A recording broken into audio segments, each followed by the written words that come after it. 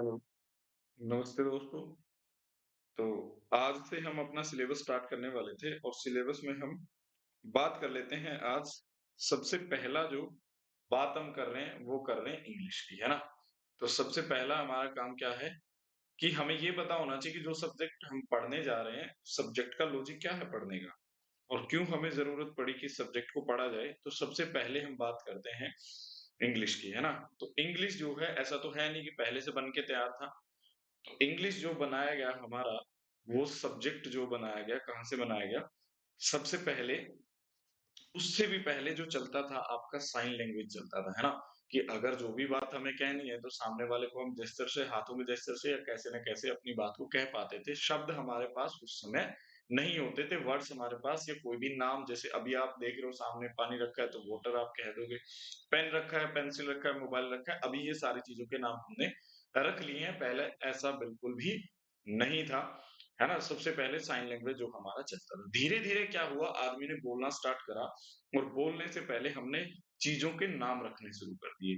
Name रखना शुरू कर दिया कि इस चीज़ का नाम क्या है? ये नाम है। अगर पानी है इस तरीके से पहले काम ये हुआ कि हमने नाम रखने शुरू करे और नाम रख के हमने शब्दों को बनाना शुरू करा। खुद अगर मैं बात करूँ इंग्लिश हमारा एक लैंग्वेज है और ये लैंग्वेज जो आया, कहाँ से आया? एक वर्ड होता है जिसको हम कहते हैं लिंगुआ फ्रैंका। एक वर्ड होता है लिंगुआ फ्रैंका। अगर आप इनको कहो तो ये क्या है? इनको हमने कहा रूट्स और रूट्स का काम क्या होता है? जड़। यहीं से आपके सारे शब्दों का निर्माण शुरू हो जाता है रूट से ही। जैसे लिंगुआ का मतलब होता है हिंदी में इसके रूट की बात करूँ टंग, फ्रैंका का मतलब होता है मूवमेंट। जब-जब आपकी जीभ मूवमेंट करेगी तब तक आप क्या करोगे? बोलोगे। तो ये खुद लैंग्वेज वर्ड ही ये बताता है कि ये सारी क्या है आपके टंग की मूवमेंट्स हैं। जैसे आपने मूवमेंट करा वैसे ही आपने लैंग्वेज को बोलना स्टार्ट कर दिया। तो इसी तरीके से क्या हुआ धीरे-धीरे शब्दों का निर्माण शुरू हुआ और हमने क्या करा शब्द बनाने शुरू करे और शब्द हमने इस तरीके से बनाए ताकि जब हम बोल रहे हैं किसी वर्ड को, तो बोलने में बड़ा आसानी रहे। ऐसा नहीं था कि शुरुआत में इतनी ज़्यादा फ्लुएंसी शब्दों की रही होगी या शब्दों को जिस तरीके से हम प्रोनंशिएट कर रहे थे वहाँ, क्या वो ठीक तरीका था या वो बेसिकली एक ही चीज़ पे जज किया जाता था कि जो बोलने वाला है, स्पीकर जो है हमारा, वो उनको आसानी से बोल पाए। जैसे अभी आप देखते हो, आप इस वर्ड को अगर पढ़ोगे तो क्या लिखा हुआ है यहाँ? एप्पल लिखा हुआ है ना? अभी आप आसानी से पढ़ पा रहे हो, पर ये जब बनाया होगा, किसी ने ऐसे भी इसको लिखा होगा, किसी ने इसको ऐसे भी लिख दिया होगा। तो कई तरीके से और जिस तरीके से बोलने में आसानी हो और एक सीक्वेंस सही लगे, उसी तरीके से हमने शब्दों को बनाना शुरू कर दिया। तो यहाँ से हमारा पहला काम ये हुआ कि हमने शब्दों को बनाना शुरू करा, पर इससे भी पहले कहानी ये हुई, जैसे-जैसे शब्द बने आसानी के तरीके पे और फिर हमारे साथ प्रॉब्लम आनी शुरू हो गई। प्रॉब्लम कैसे आई? जैसे अगर आपसे किसी ने कहा, आई सी यू तो आपने सोचा होगा, क्या कहना चाह रहा है वो? मैं आपको देखता हूँ, तो इस तरीके से कहा होगा। अगर आपसे किसी ने कहा आई सी यू तो किसी भाई साहब ने ये समझा होगा और किसी भाई साहब ने ये भी समझ लिया होगा आई सी यू और किसी भाई साहब ने ये भी समझ लिया होगा। ये कन्फ्यूजन होना स्टार्ट हो गया था, है ना? और इस कन्फ्यूजन को दूर करने के लिए अब हमने कुछ चीज़ें करी और सबसे पहला उन चीज़ों में था आपका स्क्रिप्ट कि भाई साहब जहाँ देखने की बात होगी ना, देखना सिर्फ़ एक ही तरीके से लिखा जाएगा, वो सी ऐसे ही लिखना है और ये कहाँ से आया ये हमें बताया स्क्रिप्ट ने। तो जब इंग्लिश भाषा के स्क्रिप्ट की बात हमने करी, तो वो निकल के आई रोमन और इस रोमन के स्क्रिप्ट में ये बताया गया कि हमारे पास 5 तो क्या होंगे? वोवेल्स होंगे 5 वोवेल्स और 21 आपके क्या होंगे यहाँ कॉन्सोनेंट निकल के आएँगे, ठीक है? तो इस तरीके से बात हुई और इन्हीं के थ्रू फिर हमने शब्दों को बनाया और शब्दों को जोड़-जोड़ के जो-जो हमें सूटेबल लग रहा था, जो बोलने में आसानी हो रही थी, फिर हमने वर्ड्सों को बनाना शुरू कर दिया। ये कन्फ्यूजन हमारा सॉल्व हो गया और इसके बाद फिर हमारे सामने एक नया प्रॉब्लम शुरू हो गया। जैसे वो प्रॉब्लम क्या रहा मैं लिखता हूँ आपके सामने, जैसे मैंने कहा going am school to I ऐसा। फिर मैंने कहा going I am school to फिर तीसरा मैंने कहा I am going to school. अब आप देखोगे तो अगर मैं एक-एक शब्द को पकड़ूँ, फर्स्ट सेंटेंस में आप एक शब्द को पकड़ोगे, तो वहाँ लिखा हुआ है गोइंग, और गोइंग को आप देखो तो क्या सही लिखा हुआ है? वर्ड के हिसाब से ये सही लिखा हुआ है, क्योंकि वर्ड जो हमारा बना, ये एप्पल हमने बनाया, ये क्या है? आप देखोगे तो ये भाई साहब ग्रुप ऑफ लेटर्स है। इसके अंदर बहुत सारे क्या हैं आपके? लेटर्स हैं जो हमने लिखे हुए हैं, लेटर। और इन लेटर्स का ही क्या है ग्रुप, पर ये ग्रुप कैसा है? मीनिंगफुल है, कि आप जब इसको लिख रहे हो तो ये क्या होना चाहिए? इसका कुछ ना कुछ मीनिंग निकल के आना चाहिए, उसी को हमने शब्द कहा है। अगर आप देखोगे तो गोइंग का मतलब क्या है? जा रहा है। एम का मतलब भी कुछ है, स्कूल का मतलब भी है, टू और आई, सबका अपने आप में। यहाँ से अगर आप इंडिविजुअल वर्ड की बात करो तो अपने आप उसका कोई ना कोई मीनिंग यहाँ से निकल के आता है, ठीक है? तो पर दिक्कत क्या है फिर इसमें? तो दिक्कत ये है, तो इन्होंने कहा कि इंडिविजुअल वर्ड तो सही है, पर जो मैसेज आप देना चाह रहे हो ना, वो मैसेज तो कन्वे हो ही नहीं पा रहा। जो बात मैं कहना चाह रहा हूँ, वो तो पहुँच ही नहीं पा रही सामने वाले के पास। क्योंकि एक सेंटेंस ईज़ी है, आपको बिल्कुल समझ आ रहा होगा। पर ऐसा ज़रूरी नहीं था कि आपको सारी बातें वहाँ से समझ आ जाएँ। एक अच्छा बड़ा सेंटेंस अगर मैं यहाँ लिखूँगा, तो उसकी पॉसिबिलिटी ये हो सकती है कि आपको वो समझ ना आए कि जो राइटर है हमारा, वो क्या कहना चाहता है। तो फिर इस समस्या का भी निवारण हमने ढूँढा, और वो कैसे ढूँढा देखो। यहाँ से हमने बनाया 2 चीज़ें, एक हमने बनाया फ्रेज़ और एक हमने बनाया सेंटेंस। अब इन पे ज़रा गौर करिएगा, फ़र्क समझाता हूँ इन दोनों बातों में क्या है। जैसे मैंने लिखा अ ब्लू आइड बॉय, फिर मैंने कहा Ram is a blue eyed boy for his father. अब यहाँ देखोगे तो आप पहले सेंटेंस को ज़रा पढ़िए। अगर मैं हिंदी के इनके ट्रांसलेशन की बात करूँ, इन भाई साहब को कहा जाता है वाक्यांश। फ्रेज़ जो होता है आपका, वाक्यांश होता है, सेंटेंस जो होता है आपका वाक्य। ये वाक्य का सिर्फ अंश होता है। अगर मैं इसकी बात करूँ ब्लू आइड बॉय, तो किसी भी फ्रेज़ के 2 मीनिंग होते हैं। एक मीनिंग जिसको हम कहते हैं लिटरल मीनिंग, और एक मीनिंग जो होता है हमारा क्या होता है? हिडन मीनिंग आप कह सकते हो, जिसको हम कहते हैं इम्प्लाइड मीनिंग, छुपा हुआ मीनिंग, कि उसके अंदर उसका मीनिंग जो है वो कैसा है, छुपा हुआ मीनिंग क्या है। अगर मैं इसके लिटरल बिल्कुल शाब्दिक अर्थ की बात करूं फ्रेज की, तो वहां लिखा हुआ ए ब्लू आइड बॉय, ए माने एक, ब्लू माने नीला, आइड माने आंखों वाला, और लड़का। तो यहाँ अगर मैं इसके लिटरल मीनिंग पे जाऊं तो वहां लिखा हुआ है नीली आंखों वाला लड़का। पर अगर इसके मैं हिडन मीनिंग पे जा रहा हूँ, तो हिडन मीनिंग ये कहता है कि ब्लू आइड बॉय उस चीज को कहा जाता है जो आपको क्या है, डियरेस्ट वन है, जो आपकी फेवरेट है, जो आपको बहुत प्यारा है, उसके लिए यूज किया जाता है। तो यहाँ भी फ्रेज के 2 मीनिंग होते हैं, कि एम्प्लॉयड एक जो आपका लिटरल मीनिंग है, शाब्दिक अर्थ, शब्द के अनुसार जो आपका मीनिंग है। अगर मैं यही आपसे एक बात कहूँ कि मुझे ये बताओ कि क्या आपको ये समझ आ रहा है इस सेंटेंस से कि नीली आंखों वाला या डियरेस्ट वन जो है हमारा, वो कौन है?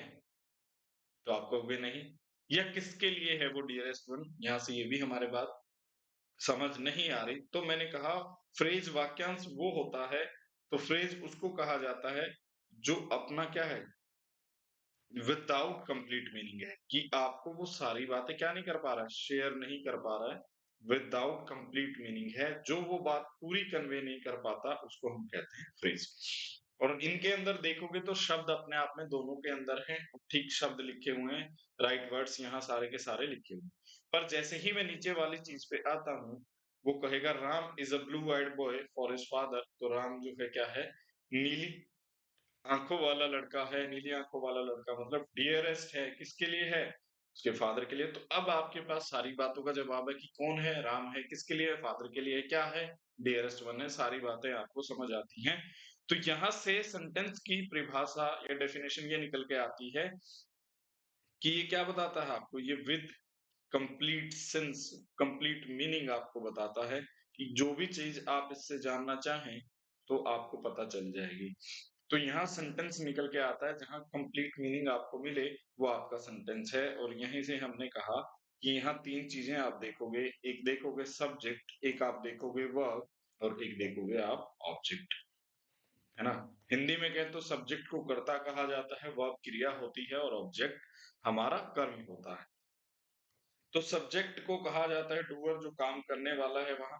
वर्ब आपकी क्रिया एक्शन हो गया और ऑब्जेक्ट जिसके ऊपर वो सारा एक्शन होगा, वो कर्म आपका हो गया। इसको हम कहते हैं ऑब्जेक्ट। तो ये 3 पार्ट हमारे निकल के आते हैं कि किसी सेंटेंस के अंदर आपको क्या-क्या मिल सकता है। सब्जेक्ट मिल सकता है, वर्ब मिल सकता है, ऑब्जेक्ट मिल सकता है। तो ये सारी कहानी आपको मिल सकती है।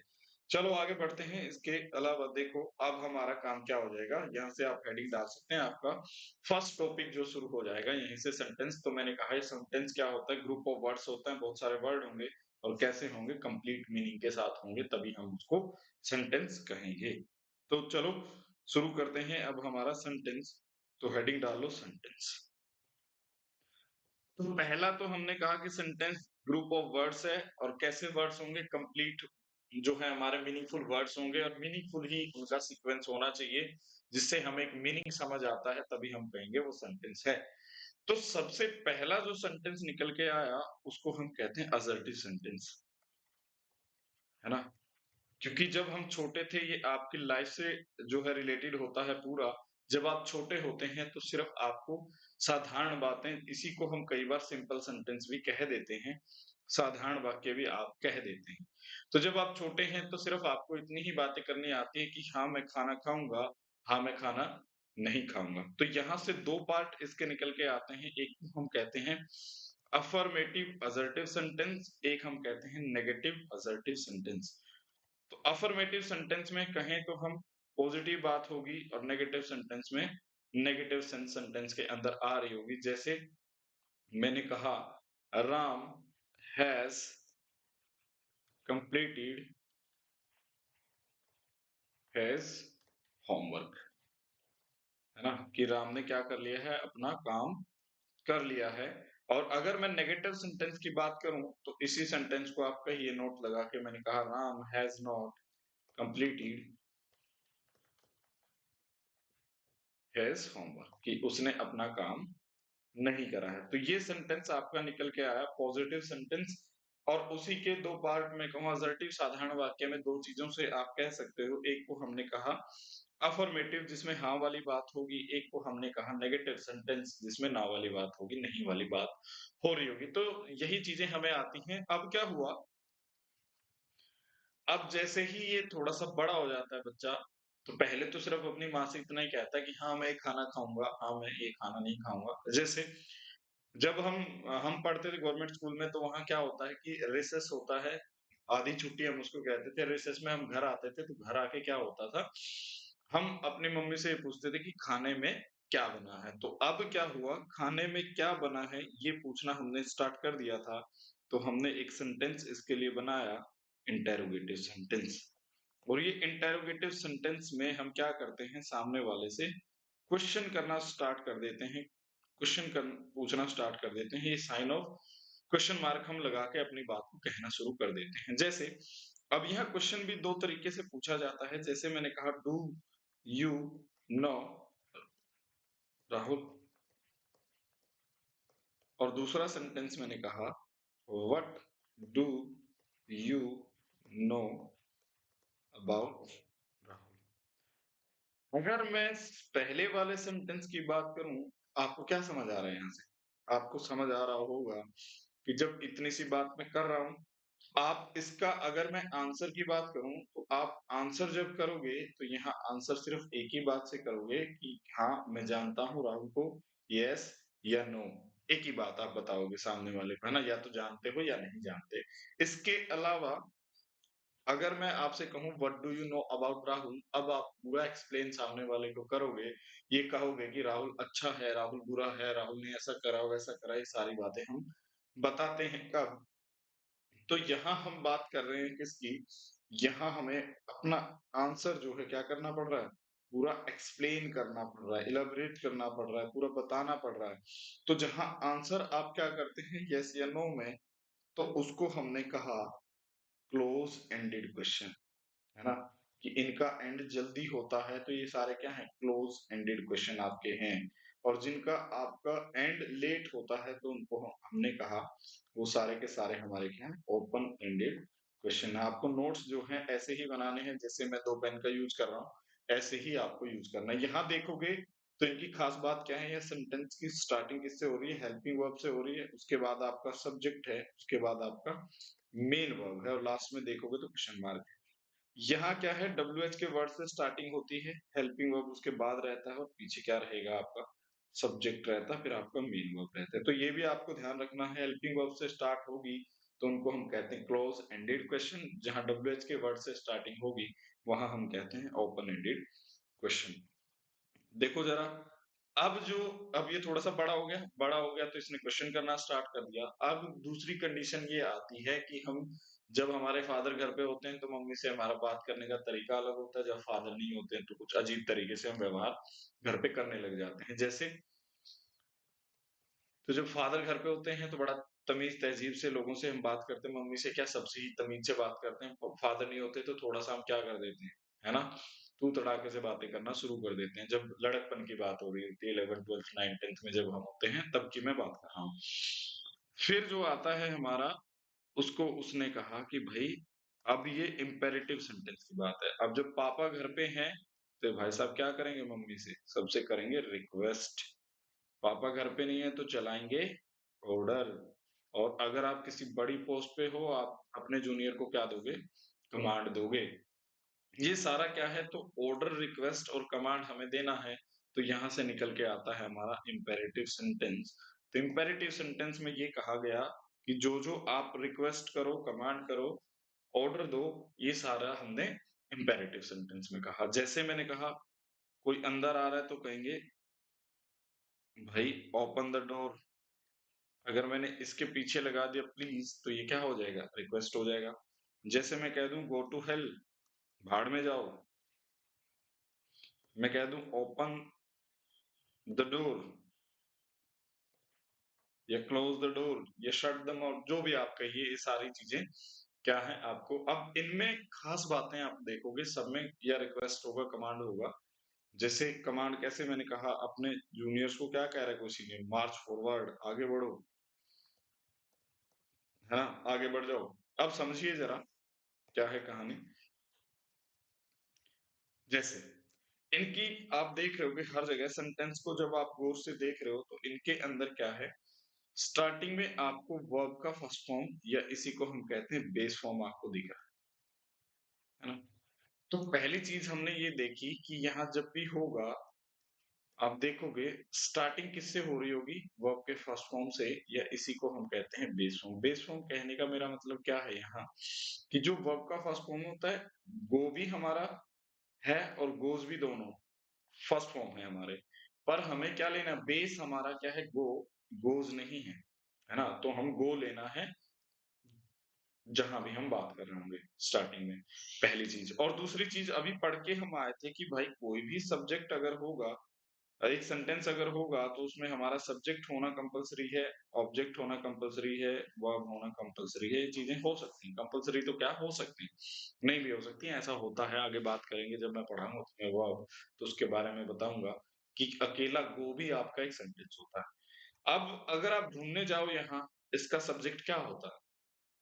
तो देखो, पहली चीज़ आपको पता होना चाहिए, हमारे पास पर्सन्स जो होते हैं, जब हम पढ़ेंगे प्रोनाउन, तो मैं आपको पर्सनल प्रोनाउन में भी चीज़ें पढ़ाऊँगा। पर्सन्स हमारे पास होते हैं 3, एक हमारे पास होता है फर्स्ट पर्सन, एक हमारे पास होता है थर्ड पर्सन, सेकंड और थर्ड।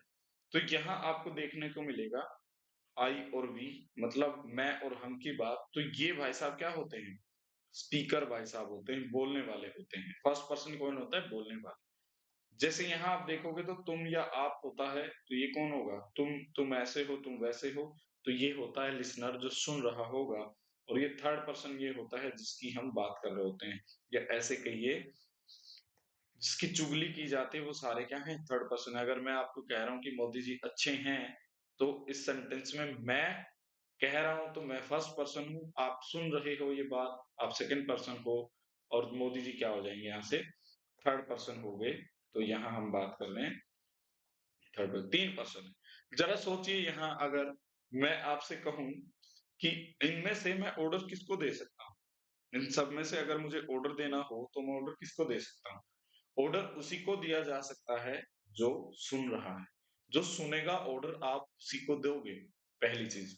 तो सुनेगा कौन? यू सुनेगा। और देखो यहाँ अब क्या है, सब्जेक्ट का वर्ब का एक एग्रीमेंट होता है। जैसे कोई सेंटेंस लिखा है ही, तो हम उसके साथ लिखते हैं गोज़। अगर लिखा है दे या यू, तो हम लिखते हैं गो। सब्जेक्ट के साथ वर्ब भी चेंज हो जाता है, पर यहाँ तो मैंने कहा कुछ नहीं होता। तो पहली चीज़, इसका सब्जेक्ट हमेशा क्या रहता है? यू रहता है। और हमेशा यू रहता है, तो इसको क्या कर दिया फिर? हाइड कर दिया कि बार-बार लिखना ही नहीं है, जब है यही रहता है। और ये लिया क्यों गया ज़रा देखो, अगर मान लो आप गेट पे खड़े हैं, एक आदमी आता है तो आप कहोगे यू आर वेलकम। तो जब यहाँ एक आदमी आ रहा है तब भी आपने कहा यू आर वेलकम, और अगर 4 आदमी अगर आ रहे हैं, मान लो आपके घर में शादी है, एक गेस्ट आता है तब भी आप कहोगे यू आर वेलकम, और ज़्यादा गेस्ट आ रहे हैं तब भी आप क्या कहोगे? You are welcome. तो यू क्या है? तो यू में ये पावर थी भाई साहब, ये सिंगुलर भी बन जाता है, एक आदमी के लिए भी बन जाता है, और ये प्लूरल भी बन जाता है, ज़्यादा लोगों के लिए भी यूज़ हो सकता है। इसलिए इसका सब्जेक्ट क्या कहा गया? ऑर्डर आप एक आदमी को भी दे सकते हो, ज़्यादा लोगों को भी दे सकते हो। इसलिए इसका सब्जेक्ट यू रहा, और हमेशा यू रहने की वजह से इसको हाइड कर दिया गया। तो ध्यान रखना, इनकी स्टार्टिंग हमेशा वर्ब की फर्स्ट फॉर्म या बेस फॉर्म से होती है।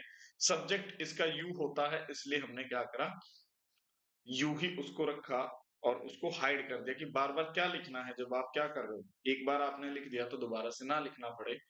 और बार-बार लिखने का कोई सेंस ही नहीं बनता जब आपको पता है इसका सब्जेक्ट यू होता है। तो अगर आपसे कोई पूछे इम्पेरेटिव सेंटेंस, तो आप बताएँगे कि इम्पेरेटिव सेंटेंस का सब्जेक्ट हमेशा क्या होता है? यू होता है। बात समझ आई? आपको ऐसे ही नोट्स बनाने हैं, पॉज़ करने हैं, रोक के एक-एक चीज़ को नोट डाउन करना है। जो मैंने यहाँ लिखी है वो आपके बिल्कुल काम की है। कहीं न कहीं आगे चल के उसका रिलेशन किसी न किसी टॉपिक के साथ बन रहा होगा। तो मैंने पहले भी बताया, पढ़ने का सीक्वेंस यही होगा, इसी तरीके से हम पढ़ें। चलो आगे बात करते हैं। अब देखो इम्पेरेटिव सेंटेंस। इम्पेरेटिव सेंटेंस की बात होगी। अब ये भाई साहब हो गए थोड़े बड़े, और बड़े हो गए तो कहाँ पहुँचे, और पहुँच के गए ये कॉलेज में, और कॉलेज में चले गए ये, और पहले साल बड़ा खुशी हुई, और खुश होके कहते हैं कि भाई मैं तो बड़ा खुश हूँ कॉलेज में आके। और जैसे ही फाइनल ईयर आएगा, इस भाई साहब का कट गया, और कट गया का मतलब क्या है? अब ये रोएगा, रोएगा तो इसकी एक्स जो है इसको गालियाँ देगी तो एक्स का मतलब क्या करेगी? आउट करना होता है, क्लेम का मतलब स्पीक। तो अब ये ज़ोर-ज़ोर से स्पीक करेगा, चिल्लाएगा, और चिल्ला के क्या कहेगा कि मुझे बड़ा दुःख हो रहा है, दर्द हो रहा है, तो ये सारी बातें क्या करेगा? अपनी फीलिंग्स शेयर करना शुरू कर देगा। तो यहाँ से हम कहेंगे फीलिंग शेयर करने के लिए एक सेंटेंस होता है एक्सक्लेमेटरी सेंटेंस। जैसे आपका सिलेक्शन हो जाएगा, तो आप बड़ा खुश होगे, तो आपकी खुशी क्या बताती है? आप अपने एक्सक्लेमेटरी सेंटेंस में कहोगे। यहाँ आपको देखने को मिलेगा एक ये निशान, जिसको हम कहते हैं साइन ऑफ एक्सक्लेमेशन। तो ये साइन ऑफ एक्सक्लेमेशन आपको याद रखना है, इन सेंटेंसेस में ज़रूर मिलेगा। जैसे आपने भीम और चुटकी को देखा होगा, तो वो क्या कहते थे? अगर वो मैच जीत जाते थे, वो कहते थे hurray, we won the match, कि हमने क्या करा? मैच जीत लिया, मैच जीत गई। और जैसे किसी को दुःख हो जाए, जैसे अकेला रह जाए कोई, हम कहेंगे अलास आई एम अनडन, बड़े दुःख की बात है, मैं अकेला हो गया, इस तरीके से। तो दुःख और ये सारी बातें बताने के लिए साइन ऑफ एक्सक्लेमेशन आता है, एक्सक्लेमेटरी सेंटेंस आपकी फीलिंग को शेयर करने के लिए। तो अब जवानी हो गई, नौकरी इसके बेचारे की लगे नहीं, अब बुढ़ापे में क्या हुआ? बुढ़ापे में इसको टेंशन होना शुरू हुई, तो उसके लिए इसने क्या करा? भगवान से प्रे करना शुरू करा, और उसके लिए इसने यूज़ करा ऑप्टेटिव सेंटेंस। अब ऑप्टेटिव सेंटेंस में हम कहते हैं, या तो आप विश माँग सकते हैं, प्रे कर सकते हैं भगवान के लिए, या फिर किसी को बुरा भी आप कह सकते हैं, कर्ष भी कर सकते हैं, किसी के लिए बुरा भी माँग सकते हैं। जैसे अब ये बूढ़ा हो गया, तो अब इसके घर में मान लो ऑल्टो 800 वो भी टूटी हुई सी, है ना? कि जब कहीं जाना है, तो पहले सारा परिवार उसको धक्का लगा के स्टार्ट करेगा, फिर बैठेंगे और फिर जाएँगे। अब इसके साइड वाले पड़ोसी के घर में है एमजी हेक्टर, है ना? एकदम कि वो बैठते ही पूछे कि साहब कहाँ जाना है? और कहाँ जाना है, तो ऐसे सेंटेंसेस में वो कहेगा कि हे भगवान। अब देखो हम पड़ोसी का कभी भला चाहते नहीं है, इंडियन से सारे ऐसे ही होते हैं, कुछ अच्छे आदमी भी होते हैं जो भला चाहते हैं, तो वो उनके लिए प्रे करेंगे कि भगवान इनको और ज़्यादा दे, और कुछ बुरे होंगे जो उनके चाहेंगे कि ये भगवान इनकी गाड़ी एक्सीडेंट हो जाए, कुछ बुरा हो जाए, वो कर्स करेंगे है ना? तो यहाँ से हम कहते हैं कि जैसे आपने सुना होगा, मे यू लिव लॉन्ग, तो ये हमारा क्या बन जाता है, यहाँ हमारे सेंटेंसेस शुरू हो जाते हैं जब आप प्रे करते हैं, भगवान से विश मांगते हैं, इन सेंटेंसेस में ऑप्टेटिव सेंटेंस का यूज़ हम कर रहे होते हैं। आपको याद रखना है, ये सारी चीज़ें फिर रिपीट होंगी, जहाँ पैसिव वॉइस एक्टिव पैसिव हम चेंज कर रहे होंगे, नरेशन चेंज कर रहे होंगे, सारी बातें वहाँ वापस से रिपीट होंगी। आपको पता होना चाहिए सेंटेंसेस के बारे में, अगर आपने सेंटेंस नहीं जानते हैं तो फिर चेंज कैसे करोगे, है ना? क्वेश्चन टैग में आपको पता होना चाहिए कैसे चेंज होंगे, इस तरीके से आपको बातें सारी याद रखनी है। तो ये जो है आज का हमारा टॉपिक था, सेंटेंस। तो आपको इसी तरीके से नोट्स बनाने हैं। कल हम स्टार्ट करेंगे एक टॉपिक जिसका नाम है नाउन। थोड़ा-सा उसके बारे में इंट्रोडक्शन मैं दे देता हूँ कि कल के क्लास में हम क्या कर रहे होंगे। तो नाउन हम पढ़ेंगे, वर्ड्स जानेंगे कि जितने भी आप वर्ड्स की बात करते हैं, जितना भी आपने सुना है आज तक, उन वर्ड्सों के बारे में, कैसे शब्द बना, कैसे शब्दों पे काम हुआ और कैसे हमने, तो शब्द तो मैंने बनाए तो बता दिए थे कैसे बने हैं, कैसे हुआ था निर्माण। अब हम यहाँ देखेंगे कि शब्द कितने तरीके के होते हैं, कैसे अगर राम बना है, तो फिर कैसे उसके अंदर हम बात करेंगे कि ये मेल को डिनोट करने वाला है, किस तरीके से जेंडर बने, कैसे हम सिंगुलर, प्लूरल बनाते हैं, उन सारी चीज़ों पे करेंगे बात। तो मैंने कहा कि नाउन आपका क्या है, बस नाम है, बस इतना आप याद रखिए, और वो नाम कैसे-कैसे चेंज होगा, कैसे-कैसे बात करेंगे। तो आज हम इतना ही रखते हैं, है ना? धन्यवाद, और जुड़े रहिए हमारे साथ अगली वीडियो आने तक, है ना? मैं कोशिश करूँगा कि जल्दी से जल्दी आपका सिलेबस कंप्लीट कराऊँ। ग्रामर का पार्ट जितना जल्दी हो सकेगा मैं कंप्लीट करूँगा। साथ में बीच-बीच में 20-30 मिनट का जो है वोकैब हम रखेंगे, ताकि वर्ड्स भी हम सीखते रहें, इडियम फ्रेजेस कैसे बनते हैं, वो एक अलग तरीका मैं आपको पढ़ने का सिखाऊँगा कि आपको रटना ना पड़े मैक्सिमम चीज़ों को, आपको बस वैसे ही रिलेट करके याद रहे। तो धन्यवाद।